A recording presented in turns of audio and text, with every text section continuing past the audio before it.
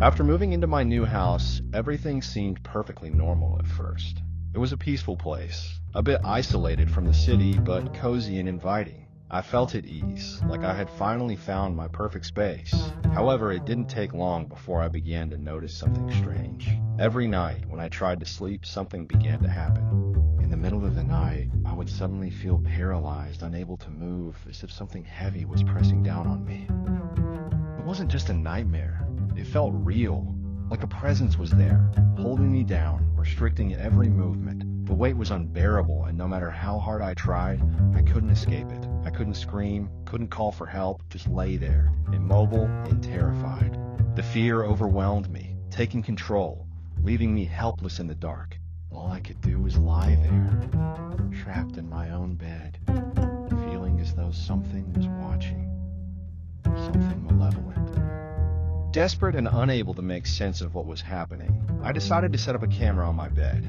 If it was just a nightmare, maybe the footage would reveal the truth. But what I discovered left me in a state of shock. During the night, something invisible entered through the window. I could see the bed being disturbed, the blankets pressing down as if someone was walking across them, and the sheet being tugged by an unseen force. There was no one there. Yet, the unmistakable marks left on the covers were impossible to ignore. It was terrifying to watch the footage. I had hoped to find an explanation, something logical that could ease my fears, but instead I saw proof that something was in my room. It wasn't just strange, it was something far more sinister, something that didn't belong.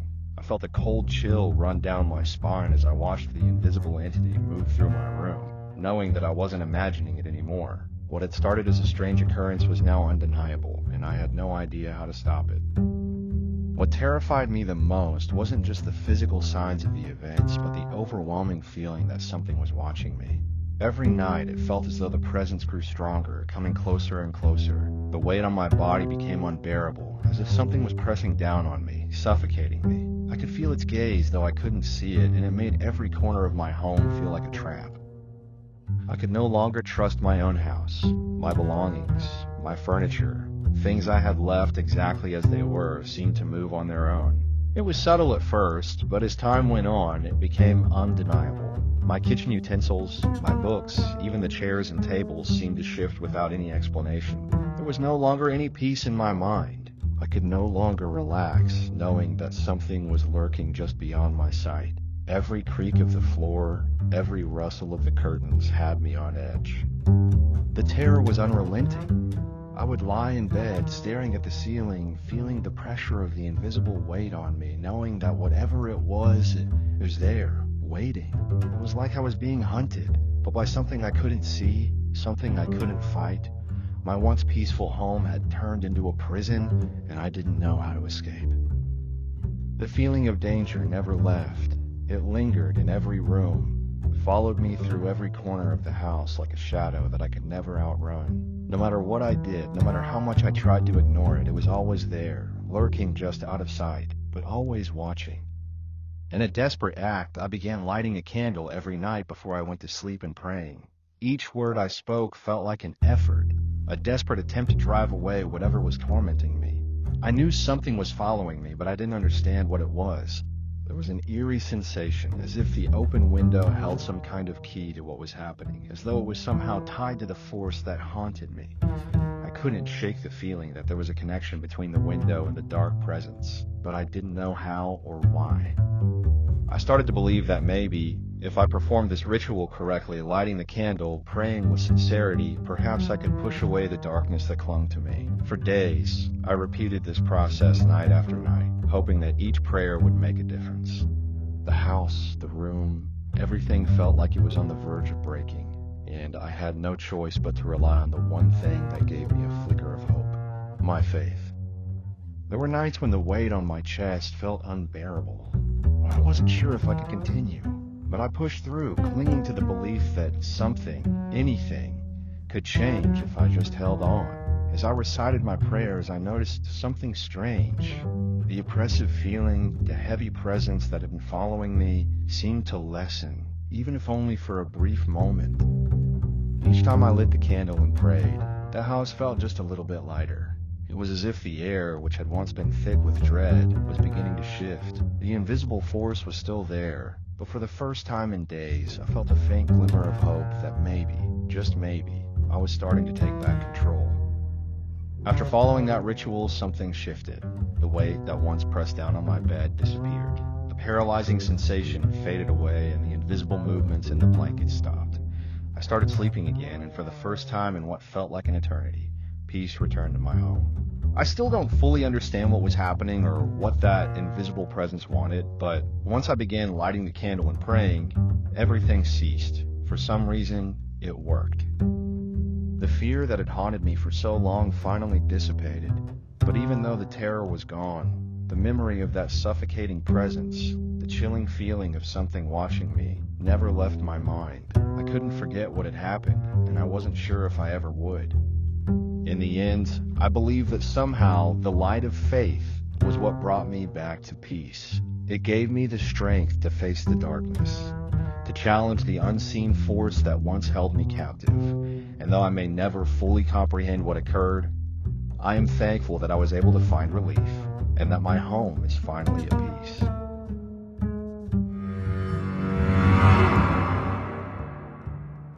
I've always enjoyed riding my motorcycle to my grandfather's farm, especially at night.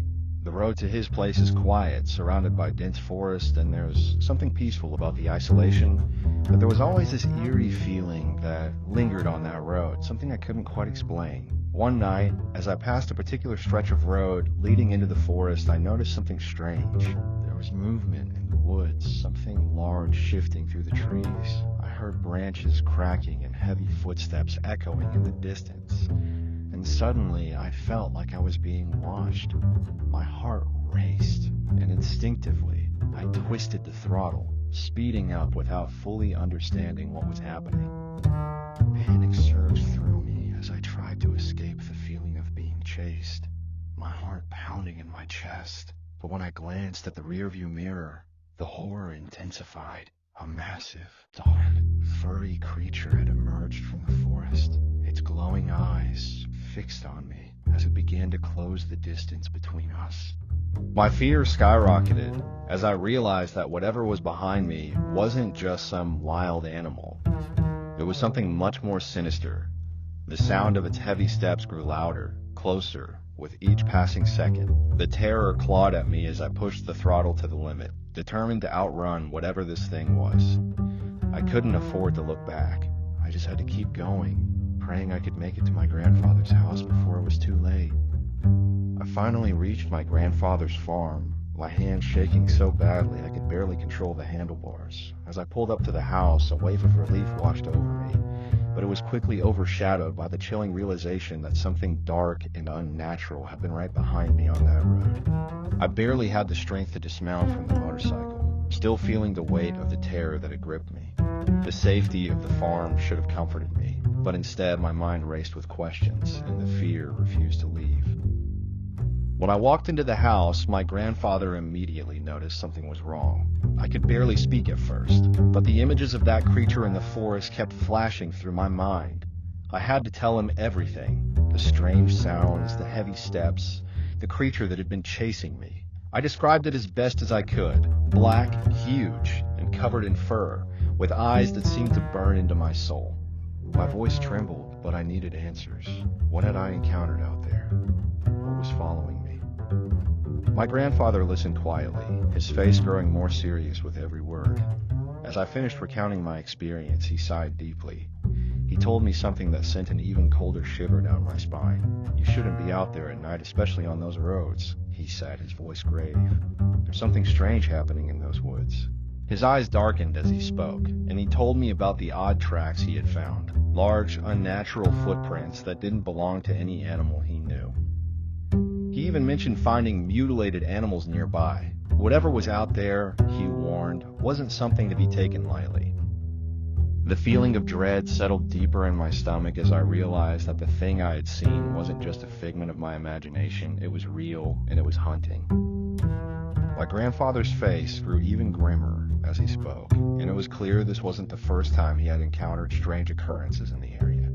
He revealed that he had seen things long before I ever came to visit. I found strange tracks in the woods, he said, his voice low. Tracks that didn't belong to any animal I've ever known. His eyes seemed to drift off into the distance, as if remembering the unease that had settled over him every time he walked through those woods. And I've found animals, mutilated. It's not something that happens by chance. He went on, telling me about the old stories passed down in the region, tales of an ancient evil lurking in the forest, manifesting in ways that no one could explain. According to the stories, this thing had been haunting the area for generations, feeding on fear, drawing closer every year. My grandfather warned me that the woods were dangerous, and that something far more malevolent had been awakened in recent years. Whatever it was not just an animal, but something far darker, something supernatural. He looked me in the eye, his expression filled with concern. Never go down those roads alone at night again. He cautioned, his voice heavy with urgency. What you encountered might only be the beginning. If it's the same thing that has been lurking out there, you could be dealing with something far worse than you can imagine. The weight of his words hit me like a physical blow. I knew deep down that I had barely escaped something far more terrifying than I had ever realized.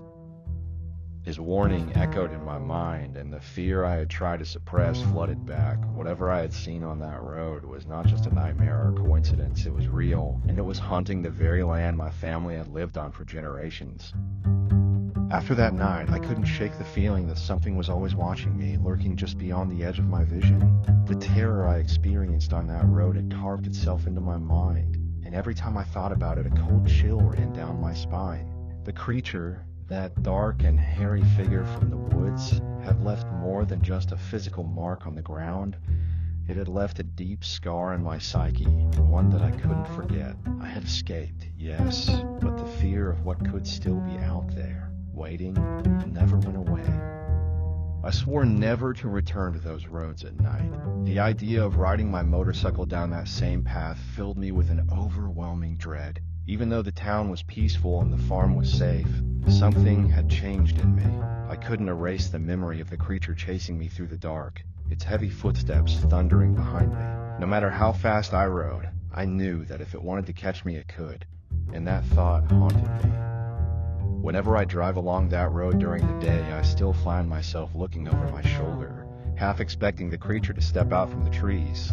The trees that had once seemed like a peaceful backdrop now felt suffocating and ominous. The fear that once lived only in my nightmares had become a permanent part of my waking reality. Even now, I feel that constant unease, like the creature is still out there, waiting for its next opportunity. The thought of it, that malicious thing that had followed me that night, still keeps me up at night. The terror I experienced was not something that fades over time. It's something that stays with you, like a shadow you can never outrun.